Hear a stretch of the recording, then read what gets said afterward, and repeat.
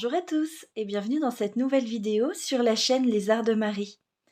Aujourd'hui, je vous propose une vidéo astuce rangement, tout simplement pour faire un petit point sur différentes idées, différentes méthodes que je vous ai montrées tout au long de mes vidéos depuis la création de ma chaîne YouTube. Le thème d'aujourd'hui, ce sont les chutes de papier. Comme je vous le disais, dans pas mal de mes vidéos, je vous ai montré petit à petit différentes méthodes pour pouvoir ranger vos chutes de papier. Toutefois, c'est un peu compliqué maintenant d'essayer de retrouver dans quelle vidéo j'ai partagé quelle astuce.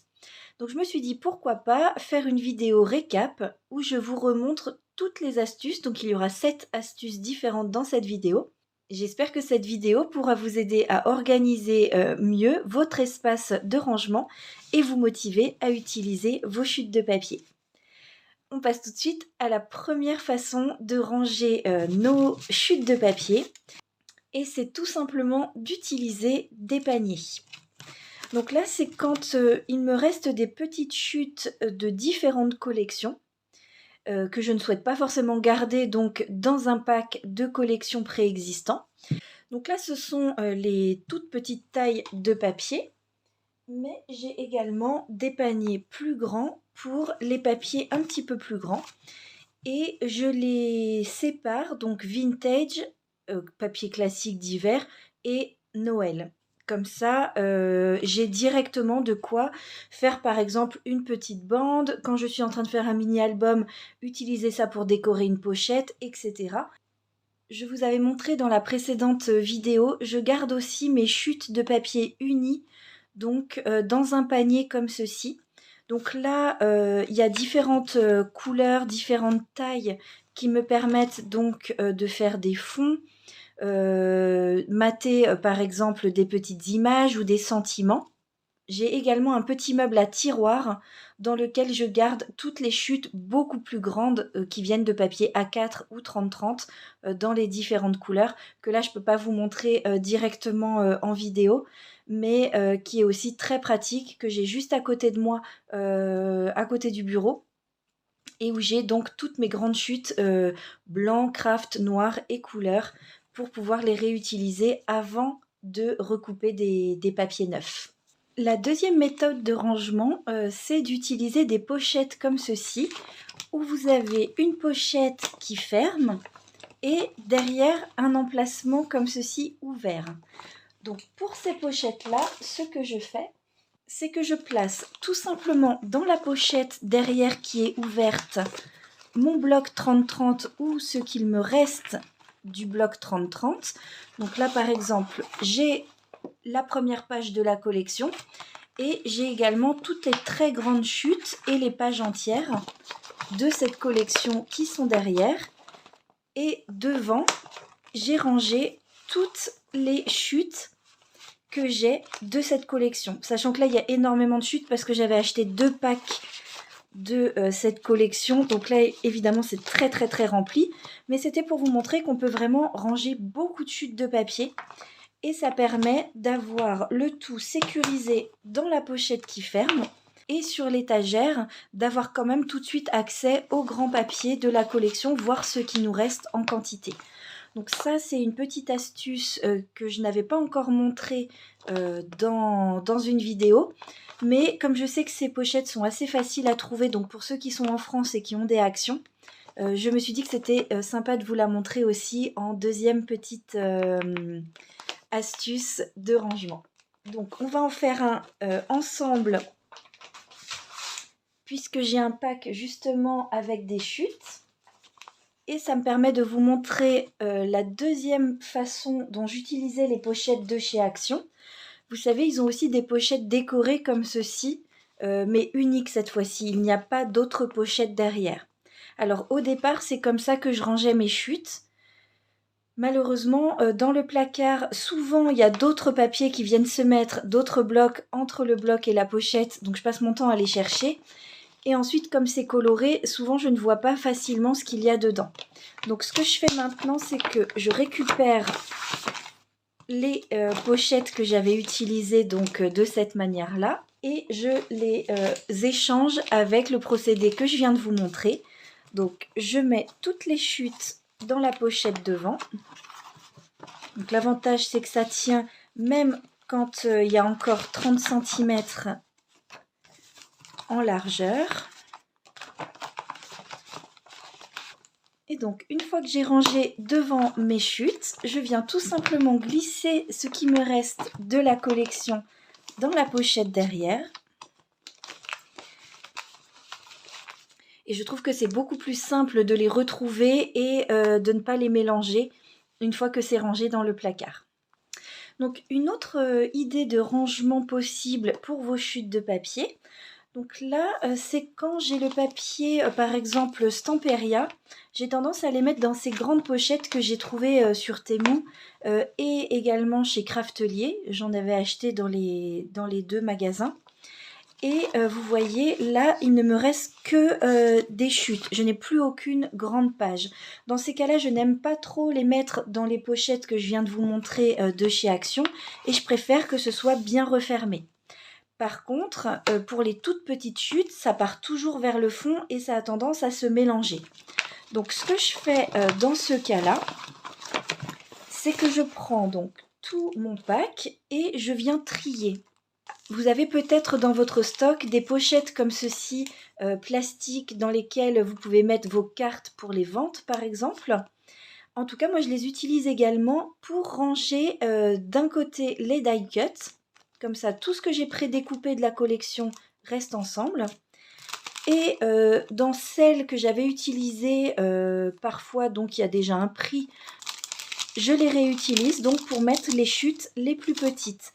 Ce qui permet donc de les retrouver plus facilement.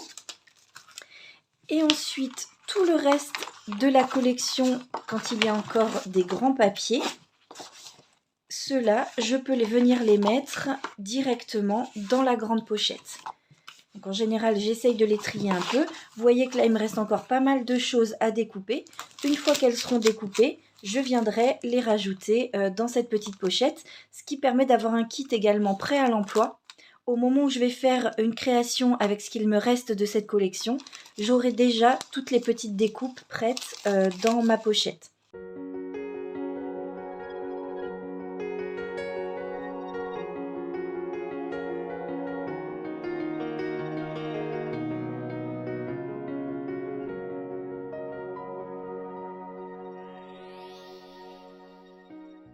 Une autre possibilité pour conserver ces chutes de papier, ça va être d'utiliser une enveloppe. Donc là, je vais vous montrer directement dans un bloc. Là, c'est un bloc qui comporte, comme vous le voyez ici, une page avec des cartes. Ce que je fais parfois, c'est que je prends cette page donc du bloc, je la prédécoupe, je colle tout simplement une enveloppe comme ceci dans le fond du pack. Et à l'intérieur, je viens ranger toutes mes petites cartes prédécoupées. Au moment où je vais en utiliser une, je me dis autant toutes les découper. Mais après, c'est compliqué de garder ça directement dans le pack parce que ça risquerait de tomber et de se perdre. Donc tout simplement, je colle une enveloppe dans le fond et je viens mettre ces découpes. Je peux tout à fait venir également mettre des toutes petites chutes de papier qu'il me resterait de certaines pages. Alors pour le faire, je rentre tout simplement le rabat de la pochette à l'intérieur. Vous pouvez également utiliser des enveloppes beaucoup plus longues si vous le souhaitez. Je viens mettre de la colle de ce côté-là. Et ensuite, je viens l'appliquer sur le fond de mon papier. Donc là, c'était un premier test que j'avais fait. L'astuce suivante, je vais vous montrer que maintenant, je les colle beaucoup plus haut pour garder cet espace libre pour une autre astuce de rangement que je vais vous montrer dans un instant. La cinquième astuce est tout à fait liée donc à l'astuce numéro 4. Et celle-là, je vous l'avais montrée également lors d'une vidéo où je parlais spécifiquement des chutes de papier. Cette vidéo, je vous mettrai un petit i ici et donc le lien en barre de description si vous voulez la revoir. C'était donc une astuce pour ranger directement les chutes de papier dans le fond des blocs 30-30.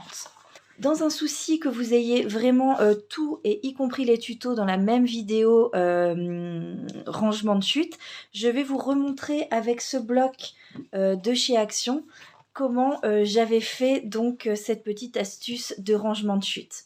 Pour réaliser cette petite pochette pour chute de papier, il vous faut cette fois-ci un papier qui soit plus grand que du 30-30. En général, j'essaye d'utiliser une couleur qui me plaît un petit peu moins et que du coup j'ai moins de chances d'utiliser pour ne pas non plus gâcher du papier. Et dans une feuille comme ceci, donc qui mesure 24 par 34 cm, je peux faire 2 pochettes dans les blocs comme ça 30-30. Donc normalement je le fais au massicot, mais mon massicot n'est pas du tout à côté de moi. Donc là je vais le couper directement au ciseau. Donc vous prenez la feuille, vous la coupez à peu près à la moitié.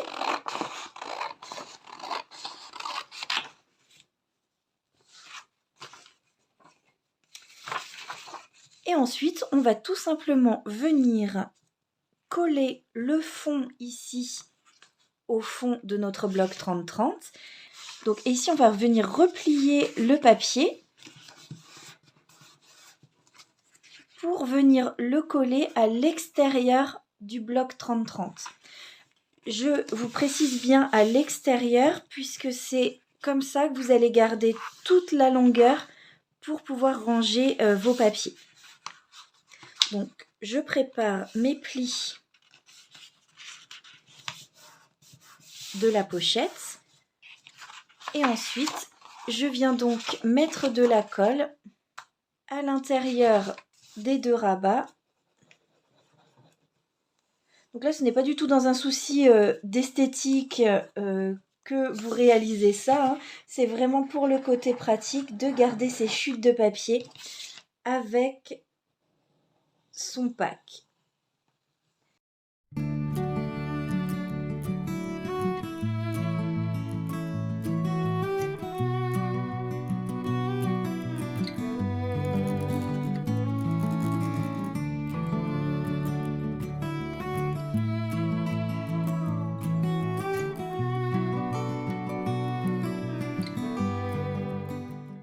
Donc là, je n'ai plus qu'à venir glisser mes chutes de papier à l'intérieur, qui resteront donc bien dans la pochette.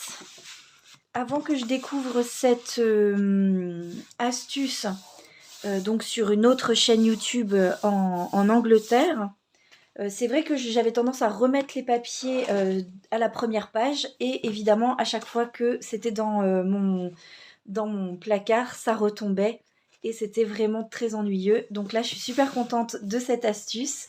Je vous remettrai en barre de description le tuto de la personne dont je me suis inspirée donc pour faire ce petit rangement. Mais en tout cas, c'est vraiment très très pratique dans les placards. L'astuce suivante que je voulais vous montrer, c'est les pochettes comme ceci que j'achète chez Temu. J'en suis vraiment très contente.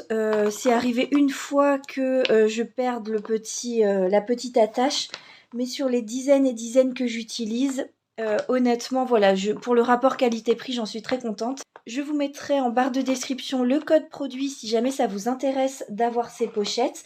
Donc vous voyez, il y a beaucoup de couleurs, ça c'est pratique aussi. Et donc ce que je fais en général, c'est que je les achète dans 3 tailles. Donc il y a ces 3 formats-là qui permettent en fait de garder des kits ensemble et notamment les chutes de papier. Donc là, c'est un petit peu le même principe que les grandes pochettes que je vous montrais au début, mais avec du format A4. Vous voyez, là, j'ai une pochette remplie de choses que j'ai eues dans un kit. Mais c'est pas toujours pratique parce que tout se perd, les chutes de papier sont au milieu. Vous voyez là j'ai un tout petit bout de papier, etc. Donc ce que j'aime bien faire dans ces cas-là, c'est utiliser ces 3 pochettes. Dans la toute petite pochette ici, je vais venir ranger directement mes chutes de papier. Donc les tout petits morceaux. Et les découpes que j'ai déjà faites. Donc là, je vous montre rapidement, voilà, un petit exemple. Donc, les petites chutes de papier dans la petite pochette. Dans la pochette moyenne, je peux venir ranger les décos. Les dies, je vais aller les mettre dans une pochette à part, puisqu'ils peuvent me servir avec d'autres collections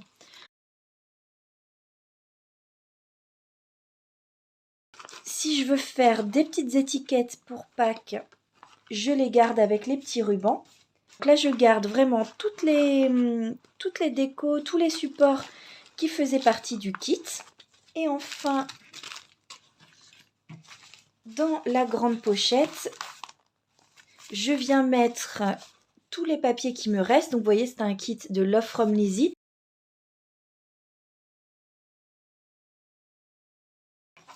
Et du coup, j'ai dans une seule et même pochette tout ce qu'il me faut pour pouvoir réaliser des cartes avec ce kit qui est du coup beaucoup mieux organisé et beaucoup plus pratique à réutiliser. Donc on en arrive à la 7e et dernière astuce chute de papier pour aujourd'hui. Donc ça ne veut pas dire qu'il n'y a pas d'autres manières évidemment de ranger ces chutes de papier.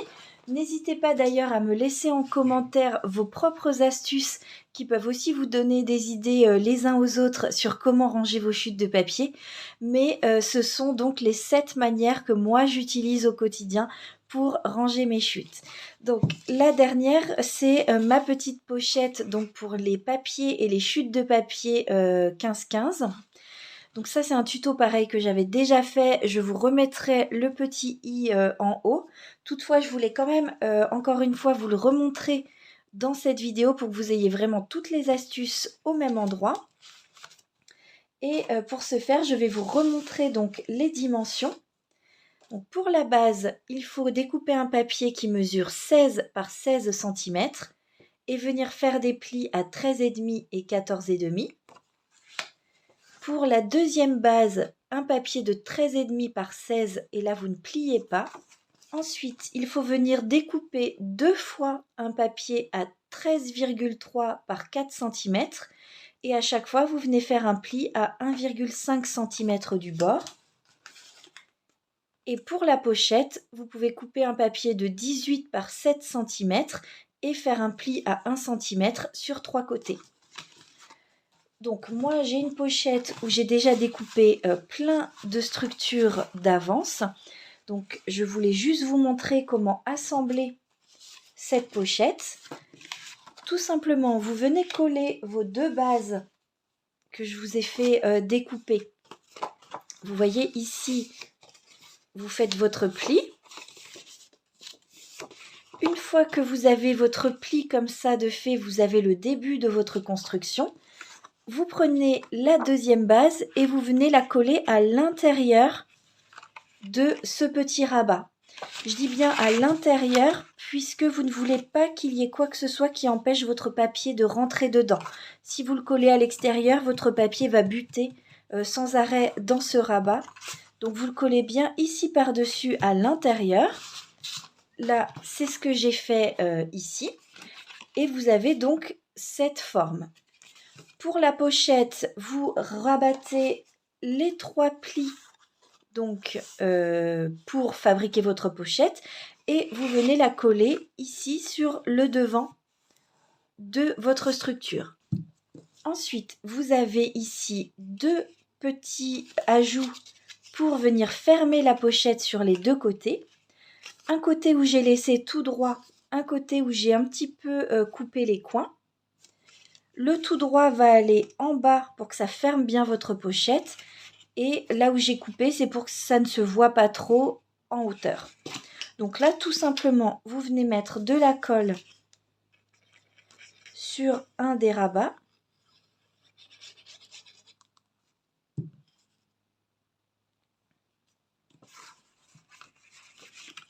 Et vous venez le placer ici le plus près possible de la pliure. Et bien sûr, le long ici de votre structure.